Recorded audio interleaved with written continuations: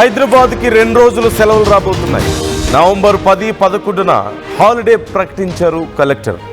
Jubilee hills ఉప ఎన్నిక నేపథ్యంలో కలెక్టర్ హరిచందన ఆదేశాలు జారీ చేశారు.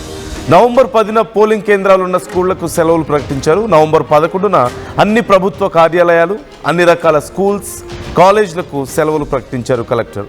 నవంబర్ 14న కౌంటింగ్ కేంద్రాలున్న ప్రాంతాల్లో హాలిడే ప్రకటించారు. ప్రైవేట్ కంపెనీలు వేతనంతో కూడిన సెలవు ఇవ్వాలంటూ కలెక్టర్ ఆదేశాలు జారీ చేశారు. మనందరికీ తెలిసిందే, జూబ్లీ హిల్స్ ఉప ఎన్నికల నేపథ్యంలో ఇప్పటికే కలెక్టర్స్ ఆయా ఆదేశాలు జారీ చేసినట్లుగా తెలుస్తుంది. మధు జాయిన్ అవుతున్నారు, మా ప్రతినిధి.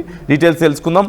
మధు, ఇప్పటికే కలెక్టర్ ఆదేశాలు జారీ చేసినట్టుగా తెలుస్తోంది. స్కూల్స్, కాలేజెస్, అలాగే ప్రభుత్వ కార్యాలయాలు, ఈ ఎన్నికల విధుల్లో ఉండేవాళ్ళు కాకుండా అన్నిటికీ కూడా హాలిడే ప్రకటించినట్లుగా తెలుస్తోంది.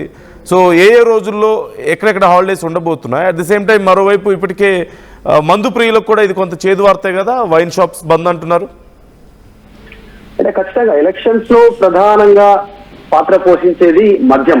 ఎందుకంటే మద్యం తాగిపించే ఓటర్లతో ఓట్లు వేయించుకుంటారు. అది ముఖ్యంగా కాస్త బస్తీలు అట్లాంటి వాటిని ఎక్కువగా టార్గెట్ చేస్తుంటారు రాజకీయ పార్టీలన్నీ కూడా. అది ఖచ్చితంగా సాధారణంగా జరిగేటువంటి సర్వసాధారణ ప్రశ్నే. కానీ 10వ తారీఖు 11న హాలిడే ఇవ్వడం అనేటువంటిది కాస్త ఇది వేతనంతో కూడినటువంటి హాలిడే.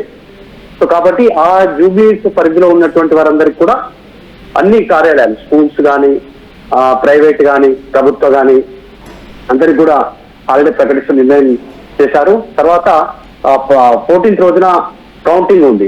కాబట్టి ప్రైవేట్ కంపెనీలు అన్ని కూడా దాదాపు అందరికీ వేతనంతో కూడినటువంటి హాలిడే ఇవ్వాల్సి ఉంటుంది.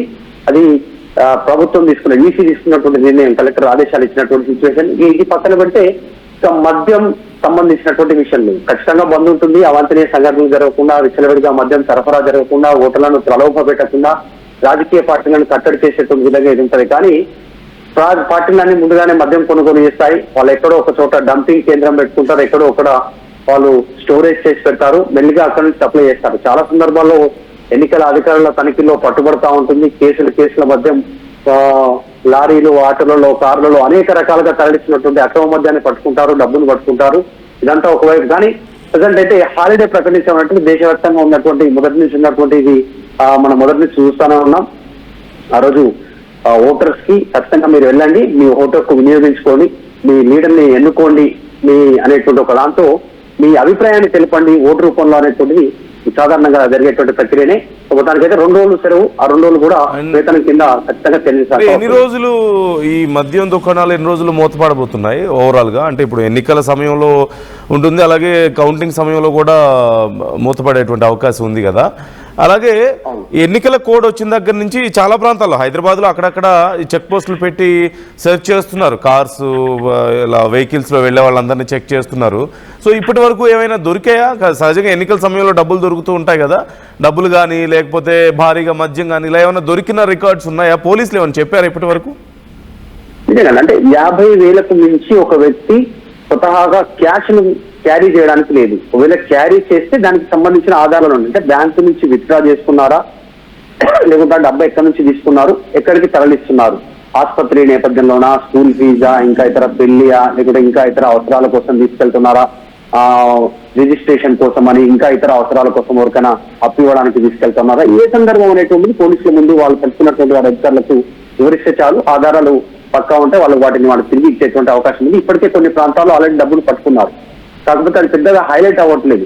రేపటి నుంచి ఇదే వార్తలు ఉంటాయి. జనరల్ సాధారణంగా అన్ని ఇన్ఫర్మేషన్ ఉంటాయి. ఫలానా దగ్గర డబ్బు పట్టుకున్నారు, ఫలానా వ్యక్తి దగ్గర ఇంత డబ్బు నమోదు, డబ్బు లభ్యమైంది, ఫలానా దగ్గర ఫలానా వాహనంలో ఇన్ని కేసుల మద్యం లభ్యమైంది అక్రమంగా, వీటికి సంబంధించిన ఆధారాలు లేవు, పోలీసులు పట్టుకున్నారు, సీజ్ చేశారనేటువంటి వార్తలు రేపటి నుంచి వస్తాయి. రేపు 9వ తారీఖు రోజు సాయంత్రం మైకులు మూగబోతాయి. ప్రచారానికి దూరంగా ఉండాలి అభ్యర్థులు కానీ, రాజకీయ పార్టీలు కానీ. ఎందుకంటే ఓటరు ప్రశాంతంగా వాళ్ళంతకు వాళ్ళు స్వతహాగా నిర్ణయం తీసుకోవాల్సి ఉంటుంది, ఎవరు ప్రలోభాలు ఉండకుండా. అట్లా ఉండడాలంటే ఈ ప్రచారం బంద్ కావాలి. కాబట్టి దాని తర్వాత ఇట్లాంటి వార్తలు ఎక్కువగా వినిపిస్తాయి మనకి. ఇవి మద్యం పట్టుబట్టు, డబ్బు పట్టుబడడం అనేటువంటిది సాధారణంగా కనిపించేటువంటి ప్రక్రియ. ఈ 2 రోజులు హాలిడే అనేటువంటిది మాత్రం ఖచ్చితంగా ఓటు హక్కు వినియోగించుకోండి మీరంతా కూడా. ఎందుకంటే ఆఫీస్ ఉంటే ఆ రోజు ఆఫీస్కి వెళ్తే ఓటు వేసేటువంటి అవకాశం మిస్ అవుతుంది. సాధారణంగా ఆఫీస్ టైమింగ్స్ అంతా కూడా 9 to 5 ఉంటాయి కాబట్టి జనరల్ గా ఓటింగ్ ప్రక్రియనే జరిగేటువంటి ఆ టైం అంతా కాబట్టి 7 to 5 కాబట్టి ఆ ఇబ్బంది ఉండొద్దు అనేటువంటిది ఈ సాధారణంగా తీసుకునేటువంటి ప్రక్రియనే చూడాలి. రేపు మైకులు మూగబోనున్నాయి. రేపు తర్వాత ఓటరు ప్రశాంతంగా ఆలోచించుకొని ఓటు వేయచ్చు, ఇంటి దగ్గరనే ఉంటే అనేటువంటిది చూడాలి ఎట్లా ఉంటుందో. Yeah right, thank you Madhu, thanks for the details. మరొక 2 రోజులు మాత్రమే సమయం ఉంది ఎన్నికలకు. ఈ నేపథ్యంలో ఇప్పటికే పార్టీలన్నీ కూడా ప్రచారాలతో హోరెత్తిస్తున్నాయి. మరోవైపు కలెక్టర్స్ ఆదేశాలు జారీ చేశారు. స్కూళ్ళకి, కాలేజీలకి, కార్యాలయాలకి సెలవు ప్రకటించారు. వైన్స్ కూడా మూతపడబోతున్నాయి. ఇది కొంత మందుబాబులకు బ్యాడ్ న్యూస్ అనే చెప్పాలి. ఎన్నికల సమయంలో పూర్తిగా బంద్ ఉంటుంది. ఫలితాల సమయంలో ఆ ప్రాంతం వరకు మాత్రమే బంద్ ఉంటుంది. కౌంటింగ్ ఉండేటువంటి ఏరియాలు జూబ్లీ హిల్స్ ప్రాంతం వరకు పూర్తిగా బంద్ ఉండేటువంటి అవకాశాలు ఉన్నాయి.